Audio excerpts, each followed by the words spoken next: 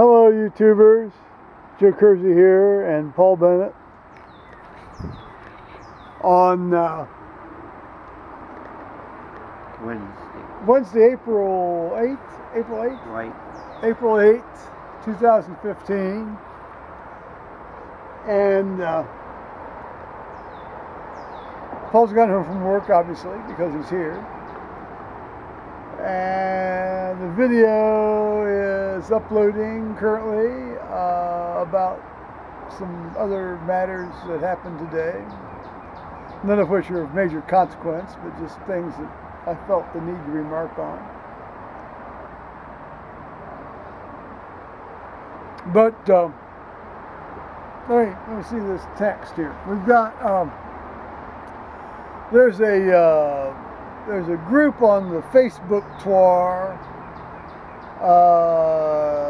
that's run by the mother of a YouTuber named Tracy Shayler. Well, you know, the YouTuber's name is Luke Shayler, but his mother's name is Tracy Shayler, and the name of the little thing is called TrentandLuke's Misfits Unite. And they had one of these question things up there today, and I thought this wasn't a bad little thing to do, so we thought we'd do it.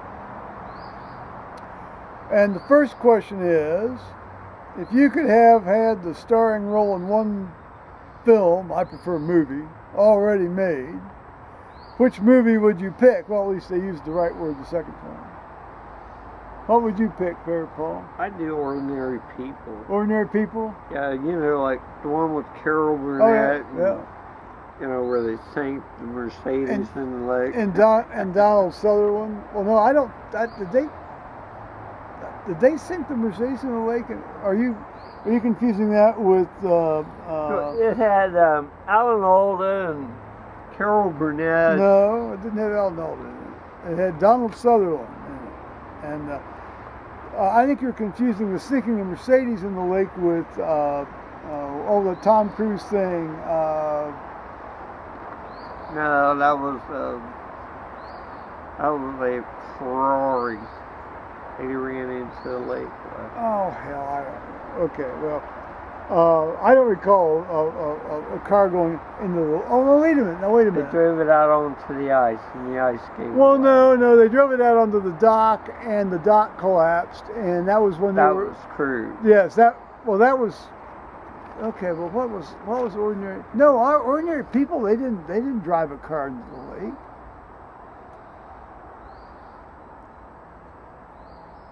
Now we've gotten sidetracked from the point I really wanted to make.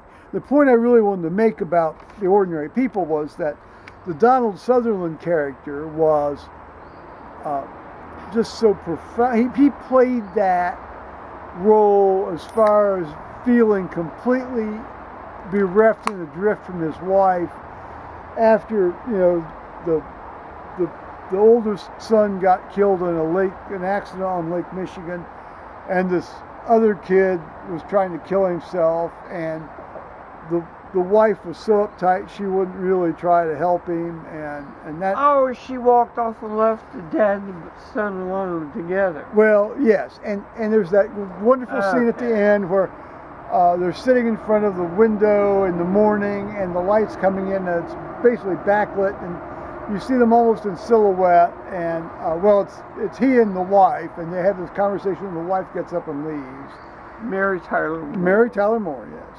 All right. Well, then the other movie I was thinking would be Deer Hunter, the Robert De Niro character in Deer Hunter. Do you remember that? Yeah. That was knocked right over. That'd be a bad movie. You had Christopher Walken. You know, he played the guy that kept playing Russian roulette, trying to blow his brains out, and he eventually did. And then the other character I thought would be fun to be would be to play Mr. Wolf in Pulp Fiction. The who's that actor that did the? I can never remember actors' names. I remember the characters. But actually, they should make a sequel of Pulp Fiction, just basically focusing on Mr. Wolf, the Wolf.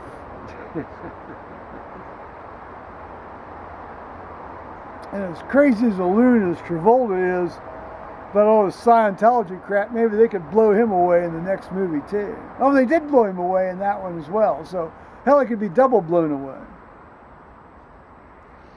What do you consider to be the most valuable thing you owned when you were a child, teenager, now? Well, my most valuable thing when I was 5 was when I got my transistor radio. Yeah. When I was going to be 6 in about a month, so I got my transistor radio when I was, for Christmas when I was 5, and I used to I'd click that thing on just past the stop and listen to it on Sunday night, and listen to the classical music station. Yeah. And my first typewriter. Billy Graham and the classical music station. Right. And then when I was a teenager, it would be my electric typewriter that my folks gave me when I was in 7th grade. Yeah. Mine was manual. Manual, yeah. Well, yeah. And then later, when I was a teenager, I bought a Pentax Spotmatic. So the typewriter and the camera. And then now, of course, would be my computer. Oh, I had a camera too. With all kinds, different sizes of lenses. Did they come with? I was Canon. Did they come with some of those little wax bottles that you could crack open and drink sweet liquor? Remember those? Those little wax bottles. I'm sorry. I have big lens. I have one like this. Well, you still have ones like that. I had picked lids off of front of her garage door. He does. Well, you don't want to pick Liz off. We like Liz. Oh, I'm sorry. Zoom in, get her, and it'd be like she'd be sitting here, and we'd take this camera and take a snapshot of her. What was your favorite TV show when you were growing up? Man from Uncle. Yeah, I was going to say that too. Man from Uncle, and then also Jack Parr, the real Jack Parr show, which was also the original Tonight Show. Right. Yeah, we'd sit and watch that. Yeah. And then there was also a thing here in Columbus called Night Owl Theater. Oh yeah, the Night Owl Theater. Oh yeah. They played that when they were still playing that when I was in school up here. Yeah. Mom and I would sit up and watch that. But Jack Parr, I remember when that show ended, and he came out and he had his German Shepherd with him. He called his dog. The name of the dog was Leica, which is appropriate for a German Shepherd. And I was so sad when that show left. Hell, I'm starting to cry. Shit. Well, is that the Carson took over from him? Well, that was when they reformatted what they called the Tonight Show. Yeah. And it says, what are you saving up to buy for yourself or someone else? Well, I've got listed here a possible Leica M240. Speaking of Leicas. I'd be trying to get a wood burner of sort for the fire. Well, that's right. No, and I've got later on the list like a wood stove. $600 electric shit. Running all these heaters. Well, on the list here, I got wood stove, and then a front porch thing, where we can just sort of walk out and have a proper quasi front porch.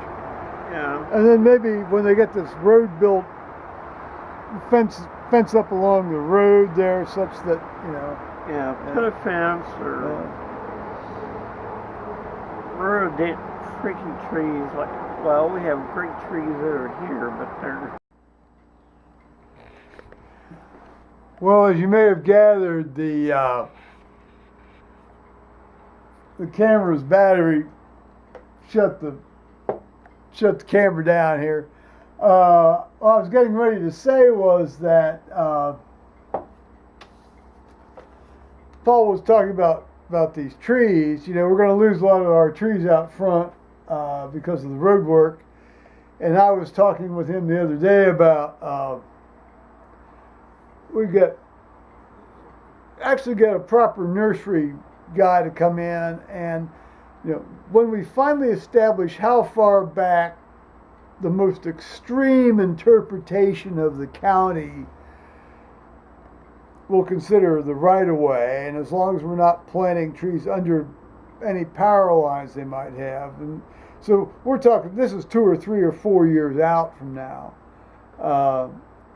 Like to get get trees down along this new road such that, that are very hardy trees that will withstand salt blowing off of the road and that sort of thing.